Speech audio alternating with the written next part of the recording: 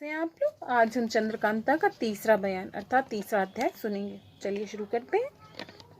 कुछ कुछ दिन बाकी है। चंद्रकांता चपला और चंपा बाग में टहल रही थी। भीनी भीनी फूलों की महक धीमी हवा के साथ मिलकर तबीयत को खुश कर रही थी। तरह तरह के फूल खिले हुए थे। बाग के पश्चिम की तरफ वाले आम के घने पेड़ों की बाहर और उसमें से अस्त होते सूर्य की किरणों की चमक एक अजीब सी मजा दे रही थी। फूलों की क्यारियों की रविशों में अच्छी तरह छिड़काव किया हुआ था और फूलों के दरख्त भी अच्छी तरह पानी से धोए हुए। कहीं गुलाब, कहीं जूही, कहीं बेला, कहीं मोतियों की क्यारियां अपना अपना मजा दे रही थी। एक तरफ बाग से सटा हुआ ऊंचा महल और दूसरी तरफ सुंदर सुंदर बुर्जियां अपनी बहार दिखला रही थी। चपला जो चालाकी के फन में बड़ी तेज और चंद्रकांता की प्यारी सखी है, अपने चंचल हाव भाव के साथ चंद्रकांता को संग लिए चारों ओर घूमती और तारीफ करती हुई खुशबूदार फूलों को तोड़ तोड़ कर चंद्रकांता के हाथ में दे रही थी। मगर चंद्रकांता को वीरेंद्र सिंह की जुदाई में ये सब बातें कम अच्छी मालूम होती थी। उसे तो दिल बहलाने के लिए अपनी सखियों को जबरदस्ती बाग में खींच लाई थी। चंद्रकांता की सखी चंपा तो गुच्छा बनाने के लिए फूलों को तोड़ती हुई मालती लता के कुंज की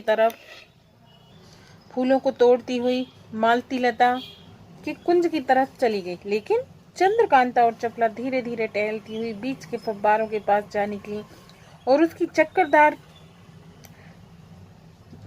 रास्तों से निकलते हुए जल का तमाशा देखने लगी। चपला ना मालूम चंपा किधर चली गई। चंद्रकांता कहीं इधर इधर घूमती होगी। चपला 2 घड़ी से ज्यादा हो गया तब से वह हम लोगों के साथ नहीं है। चंद्रकांता देखो वह आ रही है। चपला इस वक्त तो उसकी चाल में फर्क मालूम होता है। इतने में चंपा ने आकर फूलों का एक गुच्छा चंद्रकांता के हाथ में दिया और कहा, देखिए ये कैसा अच्छा गुच्छा बना लाई। अगर इस वक्त कुंवर वीरेंद्र सिंह होते तो इसको देख मेरी कारीगरी की तारीफ करते और मुझको कुछ इनाम भी देते। वीरेंद्र सिंह का नाम सुनते ही एकाएक चंद्रकांता का अजब हाल हो गया। भूली हुई बात फिर याद आ गई। कमल मुख मुरझा गया। ऊंची ऊंची सांसें लेने लगी। आंखों से आंसू टपकने लगे। धीरे धीरे कहने लगी, ना मालूम विधाता ने मेरे भाग्य में क्या लिखा है। ना मालूम मैंने उस जन्म में ऐसा कौन सा पाप किया जिसके बदले ये दुख भोगना पड़ा।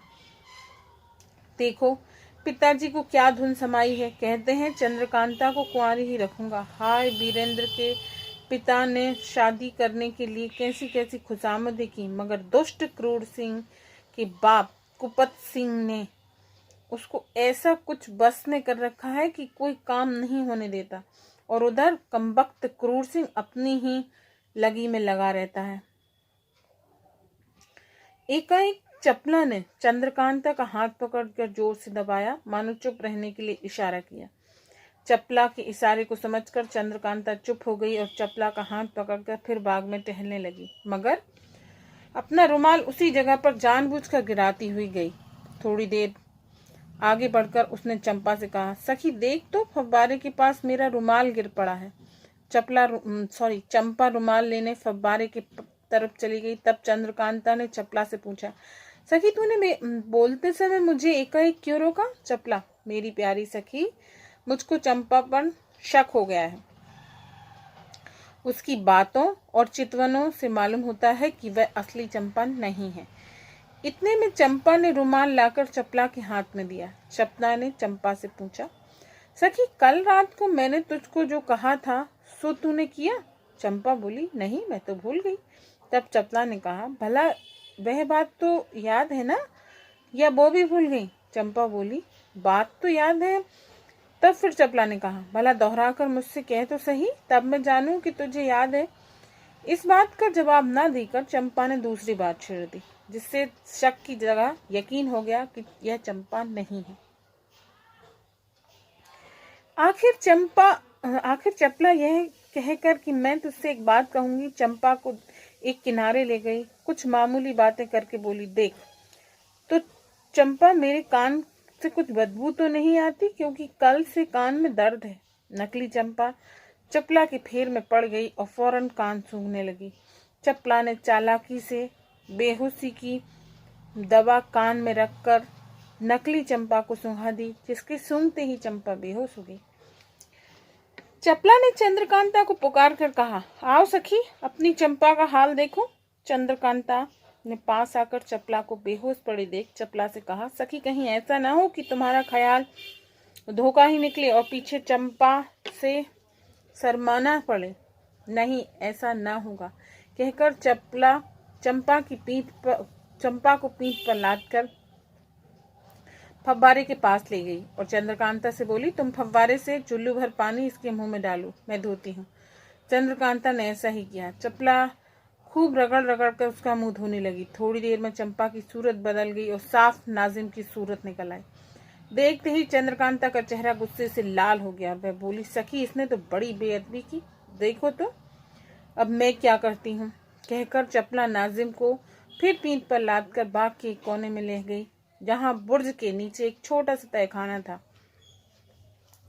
उसके अंदर बेहोश नाजिम को ले जाकर लिटा दिया और अपनी अय्यारी के बटुए में से मोमबत्ती निकालकर जलाई। एक रस्सी से नाजिम के पैर और दोनों हाथ पीठ की तरफ खूब कसकर बांधे और डिब्बियां से लखलखा निकालकर उसे सुंघाया, जिससे नाजिम ने एक छींक मारी और होश में आ गया। अपने को कैद और बेबस देखा। चपला कोड़ा लेकर खड़ी हो गई और मारना शुरू किया। माफ करो, मुझसे बड़ा कसूर हुआ, अब मैं ऐसा कभी ना करूंगा, बल्कि इस काम का नाम भी ना लूंगा, इत्यादि कहकर नाजिम चिल्लाने और रोने लगा। मगर चपला कब सुनने वाली थी। वह कोड़ा जमाए ही गई और बोली, सब्र कर, अभी तो तेरी पीठ की खुजली भी मिटानी होगी। तू यहाँ क्यों आया? क्या तुझे बाग की हवा अच्छी मालूम हुई? क्या बाग की सैर को जी चाहा? क्या तू नहीं जानता कि चपला भी यहाँ होगी? बेईमान, अपने बाप के कहने पर तूने यह काम किया। देख, मैं उसकी भी तबीयत खुश कर देती हूँ। यह कहकर फिर मारना शुरू किया और पूछा, सच बता, तू कैसे यहाँ आया और चंपा कहाँ गई? मार के खौफ से नाजिम ने असल हाल कहना पड़ा। वह बोला, चंपा को मैंने बेहोश किया था। बेहोशी की दवा छिड़ककर फूलों का गुच्छा उससे रास्ते में रख दिया, जिसको सूंघकर वह बेहोश हो गई। तब मैंने उसे मालती लता के कुंज में डाल दिया और उसकी सूरत बनाकर उसके कपड़े पहनकर तुम्हारी तरफ चला आया। लो, मैंने सब हाल कह दिया, आप छोड़ दो। चपला ने कहा, ठहर, छोड़ती हूँ, मगर फिर भी 10-5 कोड़े और जमा ही दिए। यहाँ तक कि नाजिम बिलबिला उठा। तब चपला ने चंद्रकांता से कहा, सखी, तुम इसकी निगहबानी करो, मैं चंपा को ढूंढ कर लाती हूँ, कहीं वह पाजी झूठ न कहता हो। चंपा को खोजती हुई चपला मालती लता के पास पहुंची और बत्ती जलाकर ढूंढने लगी। देखा तो सचमुच चंपा एक झाड़ी में बेहोश पड़ी और बदन पर उसकी एक भी लत्ता नहीं था। चपला ने उसे लखलखा सुंघाकर होश में लाई और पूछा, क्यों, मिजाज कैसा है? खा गई ना धोखा? चंपा ने कहा, मुझको क्या मालूम था कि इस समय यहाँ अय्यारी होगी। इस जगह फूलों का एक गुच्छा पड़ा, जिसको उठाकर सूंघते मैं बेहोश हो गई। फिर ना मालूम क्या हुआ। हाय हाय, ना जाने किसने मुझे बेहोश किया। मेरे कपड़े भी उतार लिए, बड़ी लागत के कपड़े थे। वहां पर नाजिम के कपड़े पड़े हुए थे, जिसमें से 2 एक को लेकर चपला ने चंपा का बदन ढका और तब यह कहकर मेरे साथ चल, आ मैं तुझे दिखलाऊं तेरी यह हालत किसने की है। उस जगह, और यह कहकर वह उसे उस जगह ले आई जहां चंद्रकांता और नाजिम थे। नाजिम की तरफ इशारा करके चपला ने कहा, देख, इसी ने तेरे साथ यह भलाई की थी। चंपा को नाजिम की सूरत देखने ही बड़ा क्रोध आया और वह चपला से बोली, बहन, अगर इजाजत हो तो मैं भी 2-4 कोड़े लगाकर अपना गुस्सा निकाल लूं। चपला ने कहा, हाँ हाँ, जितना जी चाहे, इस मुँह को जूतियां लगाओ, बस फिर क्या था। चंपा ने मनमाने कोड़े नाजिम को लगाए, यहाँ तक कि नाजिम घबरा उठा और जी में कहने लगा, खुदा क्रूर सिंह को गारत करे, जिसकी बदौलत मेरी यह हालत हुई। आखिरकार नाजिम को उसी कैद खाने में कैद कर तीनों महल की तरफ रवाना हुई। यह छोटा सा बाग, जिसमें ऊपर लिखी हुई बातें महल के संग सटा हुआ उसके पिछवाड़े की तरफ पड़ता, और खासकर चंद्रकांता के टहलने और हवा खाने के लिए ही बनवाया गया था। इसके चारों तरफ मुसलमानों का पहरा होने के सबब से ही अहमद और नाजिम को अपना काम करने का मौका मिल गया।